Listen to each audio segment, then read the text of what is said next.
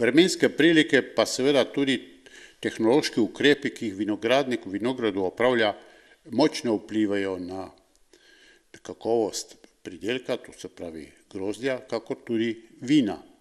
No in neke raziskave, ki tečejo na tem področju, da bi pač vedeli kaj več še o možnostih, opravlja tudi Center za vinarstvo Univerze v Novi Gorici, danes lahko rečemo tu v Vipavi, na novo, v palači Lantieri, in sicer z nami je doktorica Butinar Lorena.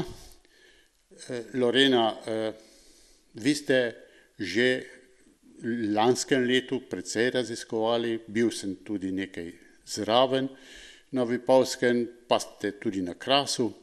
Kako teče ta naloga? Ja, najprej lepo pozdravljeni iz našega novega doma, tukaj iz dvorca Lantieri, kjer smo mi center za raziskave vina, pa tudi Visoka šola za vinogradništvo in vinarstvo se preselila sem, pa v kratkem se bo tudi nova raziskovalna enota, Center za biomedicinske znanosti in inženiring. No, v sklopu te raziskave, se pravi, da raziskujemo te vinogradniške ukrepe v vinogradih, najprej smo začeli v Vipavski dolini in ko smo videli, da so obetajoči rezultati, smo tudi v sklopu projekta Agrotur, katerega vodilni partner je Kmetijski inštitut v Ljubljani, no zraven je še, v bistvu je 5 partnerjev, no še 4 so zraven, Univerza v Trstu, Univerza v Vidmu, naša univerza, pa oba konzorcija. Ja, kraški konzorcij Terana z obeh strani, no, sodeluje pri tem projektu. No, se pravi, ko smo videli, so ti rezultati se pokazali, da ta praksa je dobra, smo poskusili tudi v sklopu tega projekta na Krasu, se pravi na tej sorti refošk, ne. Kaj pa ste, če malo ponovimo, raziskovali vse?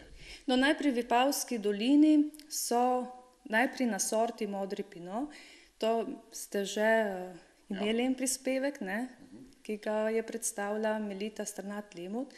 Ona tudi začela skupaj s sodelavcem Pavlotom Sivilotjem, pa tudi že prej Primožem Lavrenčičem na tem delati, se pravi na sorti modri pinot in kako bi z različnimi vinogradniškimi ukrepi izboljšali kakovost tega grozdja. Ne, vemo, da pinoji so nasplošno imajo te zbite grozde, ne, in potem se pojavljajo okužbe grozdja, grozdna gniloba, manjša se kakovost, se pravi tudi zaradi večjega pridelka, ne. No, in že takrat so poskusili razlistanje in predvsem to novejšo tehniko, da razlistajo pred cvetenjem. Seveda so poskušali tudi, se pravi, ko nastanejo grozdne jagode in pa potem tudi med dozorevanjem grozdnih jagod. No, in so ugotovili, da ta tehnika, se pravi, če se razlista pred cvetenjem, je dala dobre rezultate. To ste potem tudi na Krasu ponovili? Tako, na Krasu smo ponovili, se pravi, to tehniko na refošku, pred cvetenjem smo razlistali trte in pa tudi redčili grozdje, ne.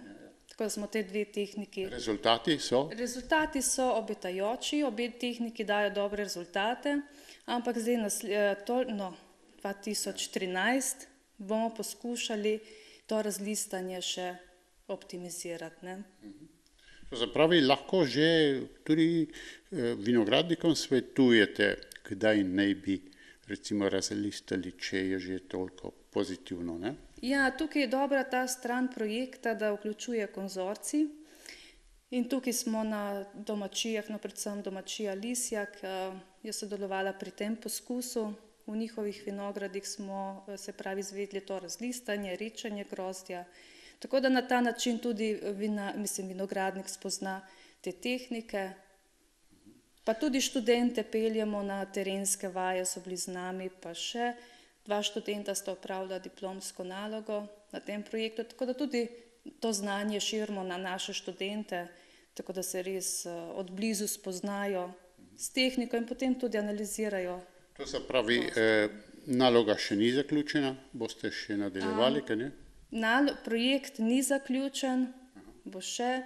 Projekt traja do sredi 2014, vključuje tudi druge plati, se pravi raziskovanje tega kraškega okolja, kaj nam lahko nudi.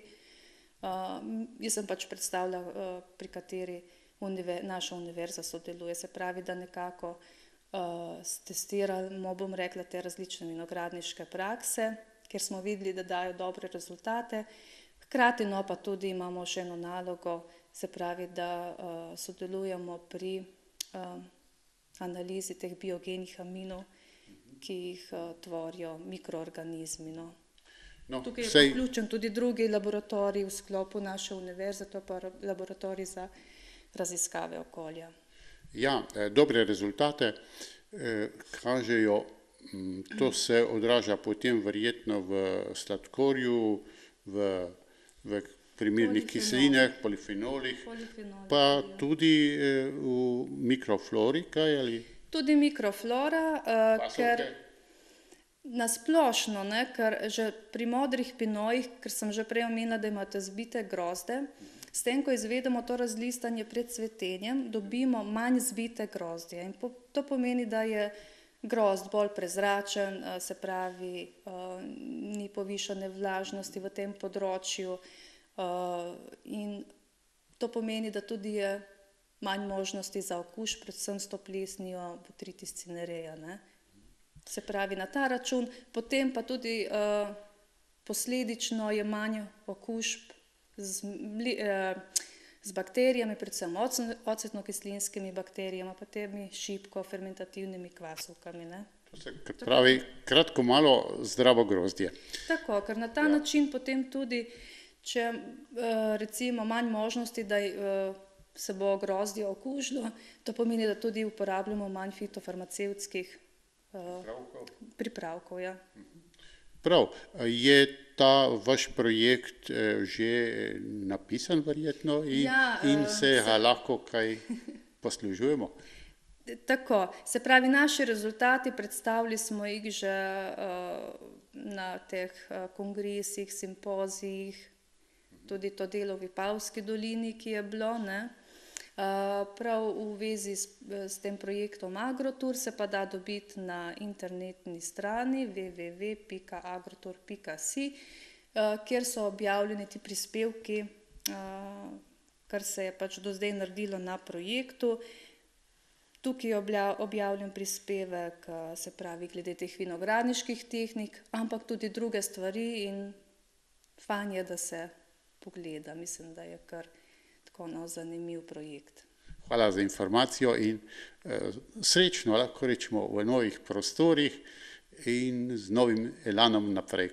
Hvala tudi vam in pa dobrodošli še kdaj. Bomo.